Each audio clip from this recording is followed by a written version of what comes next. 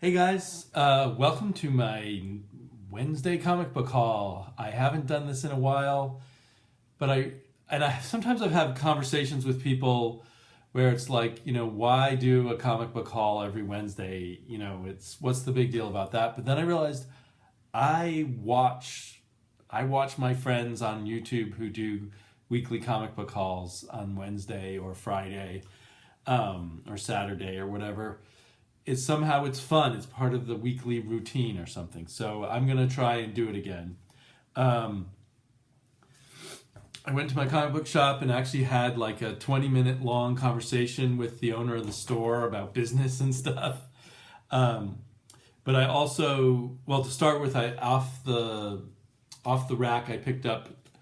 I have Batwoman #1, and I haven't gotten around to reading it. And I thought, well, I'll just grab Batwoman #3 and #2. The covers look cool, and just in case, and yeah, just in case they get harder to find as I wait until I finally read Batwoman #1. And then also not on my pull, but a new comic this week, The Brave and the Mold, Batman #23. Basically a Batman Swamp Thing team up. I'm curious to see Tom King write Swamp Thing. I tend to pick up books that have guest appearances with Swamp Thing anyway. And some art I saw online looked kind of cool. Looks very green here. Um, I seem to hear contradictory things. Some people say this is a one shot. I feel like I've also heard some people say it's a 2-issue arc. So I'll read it and see. I'm generally not picking up the main Batman comic right now. And I've been quite happy not doing it. Okay, here is Superman. This is on my pull, but Superboy's on the list. Powerless. That's a cool cover. I feel like since Superman Reborn, both Superman and Action and perhaps other super related books have become weaker. I hope that's just temporary because I was loving Superman in Action and I was enjoying the Super Sons and not enjoying so much Superwoman. But anyway, third issue of Royal City by Jeff Lemire. I'm a sucker for a wraparound cover. My appreciation of Jeff Lemire's art seems to have increased lately. His kind of indie storytelling style just has really grown on me. So I'm looking forward to this, even though I feel like issue 2 didn't live up to the promise of issue 1, but we'll see how it goes along. It's still, even if it's just at the level that issue 2 was at, it's a fun read. Birthright, one of my favorites, especially as a epic fantasy comic. This one seems to work really well for me for going on 24 issues. So, and maybe the covers are finally improving. This cover seems a little better than before. American Gods. I really liked issue 1, even though I had criticisms of it.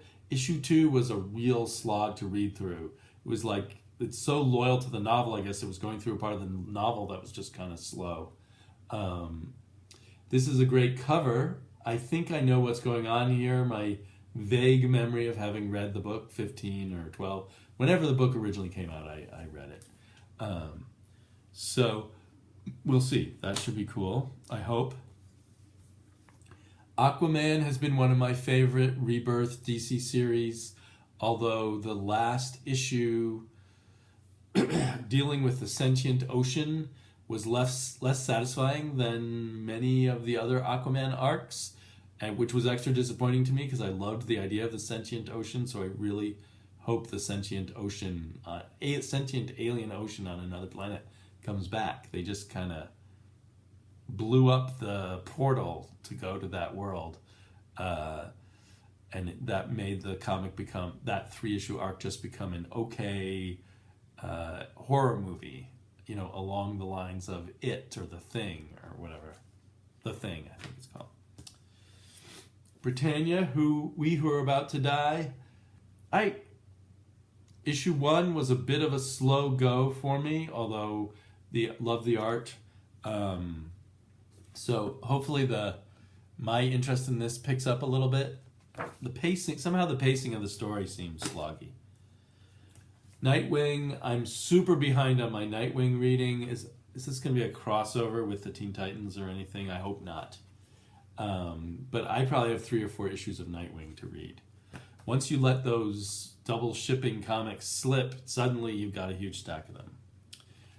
Curse Words, another high fantasy, wizards and magic kind of book, has a certain amount of similarity to Birthright, probably isn't as good as Birthright in some aspects, but it has a zingy style, great coloring, great art, a sense of humor that maybe Birthright doesn't have, so that's fun. And another kind of big fantasy book, God Country. I heard someone else on one of their videos saying they thought this might be a mini. I don't know. I hope it's a maxi at least, like 12 issues seems like a good length. This cover is super cool. I'm really loving the art and especially the coloring in God Country. And it's a fun fantasy story, not like super, like not having lots of layers to it yet. It's kind of all on the surface, if you know what I mean, but that's fine. It's a good read. And then Super Sons, which has mostly been really good. Last issue wasn't as good as previous issues. I hope they wrap up this Amazo story. It's one of the books where the cover price has gone up by $1 and there's a free digital issue. And I stopped and thought, I don't mind reading digital comics. I slightly prefer physical. It sometimes depends on the art and on the kind of comic it is. Should I just get these digitally and save $1? But then I realized I have a 20% discount. I get $1 off this. So now I have the digital copy and the physical copy for $2.99, because that's what I really pay for $4 books. I pay $3. While I'm at it, give you a little bit of comic book thoughts. I just finished reading this Humanoids book called Savage Highway. I should look into it more. It's based apparently on a 70s French science fiction novelist work named Julia Verlanger. It says a prolific and original voice of European 1970s science fiction. The art on this cover is really cool, and to some degree the art on the inside is really nice, and just a touch it reminds me of Frank Miller back when he was during his Ronin phase, but with much duller layouts and much more pedestrian posing of the characters and stuff. But still, it's very pleasing at times. And the color is very rich. It's a very nice coloring, except I would say it feels a bit uniform. It feels like there's a lot of kind of brownish coloring, throughout these 120, 140 pages. It's a very depressing book. It's a post-apocalyptic book. At first I thought that the apocalypse was because the honeybees had gone away, because there's a lot of stuff about honeybees coming back. But later, I don't want to spoil the book for people who might want to read it. There's a big revelation in the end as to what really happened to the Earth. There's kind of a two prongs problem that caused this. So civilization really, it's like Mad Max in a way. Mad Max so the problem with this book is it doesn't feel very original. Mad Max is a much more exciting comic book apocalyptic future. This one kind of is a grim grinding away at it. I've read at some point in my life, I've read a ton of science fiction novels that were post-apocalyptic, a handful of movies. And this one really, the story, there's a lot of cool touches and stuff, but somehow the story didn't grab me deep down, although it also did grab me because there was a lot of stuff about basically women getting raped and being used as sex slaves, and people being killed and tortured. But almost all of that was off the page, which in a way was good. It still had an intense effect on me, and made me think a lot about human nature and what we really do. What I haven't lived through a time of war personally, but what people do in times of war or in times of total social breakdown. How do you get civilization back? But it didn't go far enough for me. Not in its extremity. It didn't go far enough in its philosophy. It seemed to just lay out some stuff, but not do a whole lot with it. There was a little bit towards the end when someone who you would think of as a victim had what might have been sort of a compelling reason for staying with her victimizers. And even though throughout the book there's all this stuff about women and their treatment, it still seemed to back off from that and not go too deep on that issue, even though the main character was a woman. Everything was at a reserve, at a distance in a way. So I don't know if I recommend this or not. If you're really a fan of grim apocalyptic visions, and you don't mind if this isn't the greatest, like it's not the most gonzo fun comic booky one, and it's not the deepest social thinking, but it has a little bit of that in there. It's just kind of somewhere in the middle. And I guess it may have a lot to do with how much this kind of art appeals to you. It's interesting, although that's based on a French science fiction novel, and I think the writer is French.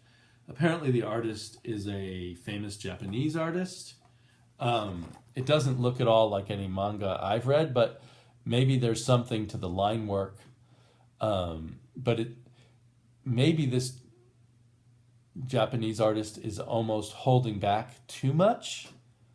I'm just wildly guessing from having read a few mangas where the art seems to go pretty wild. But it's a strangely restrained book, both in the writing and the art. But also, if you like collecting in hardback, these humanoid books are brilliant. No gutter loss whatsoever. Very high quality. Has the nice ribbon that you can keep your place in. So I want to buy more humanoid hardbacks. Definitely, that's the case. And for a hardback, cover price of $25. Also very nice. Okay, I hope everyone is having a great week reading comic books. And I will talk to you all later. Bye-bye.